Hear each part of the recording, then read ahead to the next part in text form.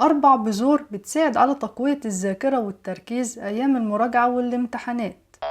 بذور السمسم تعتبر من البذور المهمة في تقوية الذاكرة والتركيز أيام المراجعة والامتحانات، عشان في بذور السمسم دهون صحية وفيتامينات زي فيتامين بي 6، فيساعد على حماية المخ من تلف الخلايا العصبية ويساعد في الوقاية من مرض الزهايمر. ومن فوائد بذور السمسم بيساعد على تنظيم عملية الهضم وتقوية الجهاز الهضمي ويقلل الإصابة بالإمساك، عشان بيساعد على تنظيف القولون وطرد السموم من الجسم. وتعتبر بذور السمسم مهمة في تقوية العظام، عشان بذور السمسم فيها كالسيوم وزنك. وكمان بذور السمسم بتساعد على زيادة الطاقة في الجسم وتساعد على تقوية المناعة، عشان في بذور السمسم فيتامين بي وفيتامين اي وعناصر غذائية زي الحديد والمغنيسيوم. واخر معلومة هقولها لكم عن فوائد بذور السمسم انه بيساعد على تقليل الكوليسترول في الدم، فيقوي عضلة القلب والأوعية الدموية، عشان في بذور السمسم دهون صحية. وعشان نشتري بذور السمسم بتكون موجودة عند العطار أو في السوبر ماركت أو من أي موقع أونلاين.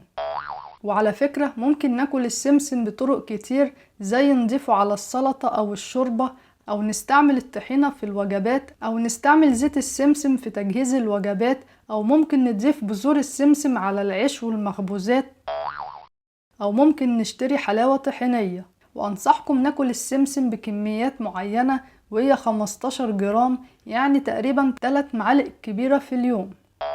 وبلاش كميات أكبر من كده، عشان ليه آثار جانبية زي طفح جلدي ودوخة وإسهال وصعوبة التنفس وزيادة الوزن وحصوات في الكلى والنقرس. وبكده يبقى احنا عرفنا مع بعض فوائد بذور السمسم، وأهمها إنها بتساعد على تقوية الذاكرة والتركيز أيام المراجعة والامتحانات بإذن الله.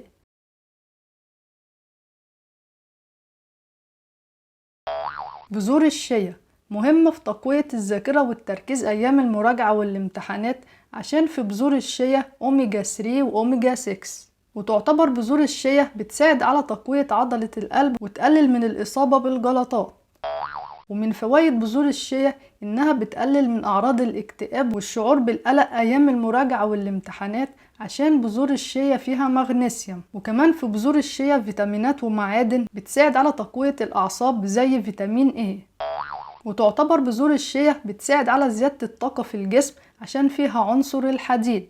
وكمان بذور الشيا فيها ألياف بتساعد على الشعور بالشبع وتقوية الجهاز الهضمي وتعالج الإمساك وتساعد على تقليل الوزن. وممكن نشتري بذور الشيا من عند العطار أو السوبر ماركت أو من أي موقع أونلاين. وأنصحكم بأكل كمية مناسبة من بذور الشيا، وهي معلقة لحد 3 معالق كبيرة في اليوم. وممكن نضيف بذور الشيا على السلطة أو على اللبن أو مع كوباية مية أو مع العصير أو على الشوربة أو الزبادي. ولو أكلنا كمية كبيرة من بذور الشيا بيكون له آثار جانبية على الجسم زي الانتفاخ والإسهال وعسر الهضم وضيق التنفس وحساسية في الجلد وتقليل ضغط الدم. وبكده يبقى احنا عرفنا مع بعض فوائد بذور الشيا، وأهمها إنها بتساعد على تقوية الذاكرة والتركيز أيام المراجعة والامتحانات بإذن الله.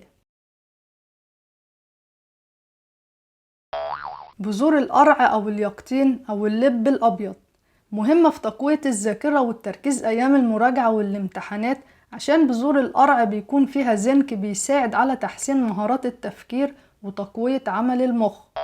ومن فوائد بذور القرع أو اليقطين إنها بتساعد على تقوية الأعصاب والعضلات وبتقوي المناعة، عشان فيها عنصر المغنيسيوم فتساعد على زيادة النشاط في الجسم. ومن فوائد بذور القرع أو اليقطين إنها بتحسن المزاج وتقلل الشعور بالاكتئاب، خصوصا أيام المراجعة والامتحانات.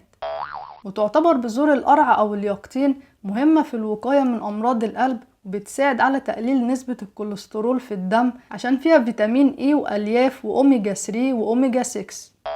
وأنصحكم بأكل كمية مناسبة من بذور القرع أو اليقطين، وهي ربع كوباية في اليوم. وأكتر من كده بيكون ليه آثار جانبية زي زيادة الوزن وإمساك وغازات. وممكن نستعمل بذور اليقطين ونضيفها على الزبادي أو سلطة الفاكهة أو الشوربة أو السلطة، أو نضيفها مع العصير. وبكده يبقى احنا عرفنا مع بعض فوائد بذور القرع أو اليقطين، وهي تقوية الذاكرة والتركيز أيام المراجعة والامتحانات بإذن الله. بذور الكتان من البذور المهمة في تقوية الذاكرة والتركيز أيام المراجعة والامتحانات، عشان في بذور الكتان أوميجا 3 وأحماض بتساعد على تنظيم عمل الدورة الدموية في المخ وخلايا المخ والأوعية الدموية، فتساعد على تقوية الذاكرة والتركيز. ومن فوائد بذور الكتان إنها بتساعد على تقليل ضغط الدم. وكمان عايزة أقول لكم إن بذور الكتان مهمة في تقوية الجهاز الهضمي وعلاج الإمساك، وبتساعد في تنظيم حركة الأمعاء. وتعتبر الألياف والدهون الموجودة في بذر الكتان بتساعد في الشعور بالشبع لفترة طويلة، وده بيساعد على تقليل الوزن. ومن فوائد بذر الكتان إنه بيساعد على علاج التهاب المفاصل، عشان بذور الكتان فيها أوميجا 3 المهم في تقوية المفاصل. وعلى فكرة ممكن نشتري بذور الكتان أو زيت بذر الكتان من عند العطار أو السوبر ماركت أو من أي موقع أونلاين.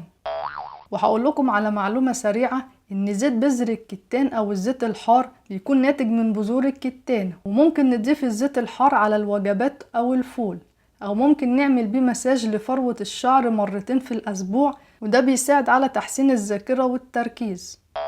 وأنصحكم بأكل كمية مناسبة من بذر الكتان، وهي 4 أو 5 معالق صغيرة في اليوم، ونضيفها مطحونة على السلطة أو الكحك أو العصير، عشان أكتر من كده بيكون ليه آثار جانبية زي الإمساك واضطرابات في الجهاز الهضمي.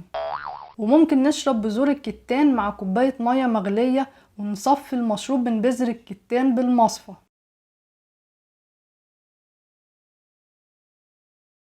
وبكده يبقى احنا عرفنا مع بعض فوائد بذر الكتان، واهمها انه بيساعد على تقوية الذاكرة والتركيز ايام المراجعة والامتحانات بإذن الله. وبكده يبقى احنا عرفنا مع بعض فوائد بذر الكتان، واهمها انه بيساعد على تقوية الذاكرة والتركيز ايام المراجعة والامتحانات بإذن الله.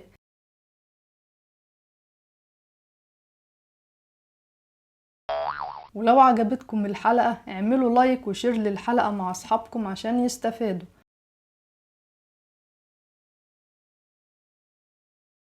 وما تنسوش تشتركوا في القناة وتفعلوا الجرس عشان يوصلكم كل جديد بإذن الله. وبكده يبقى احنا عرفنا مع بعض 4 بذور بتساعد على تقوية الذاكرة والتركيز أيام المراجعة والامتحانات بإذن الله.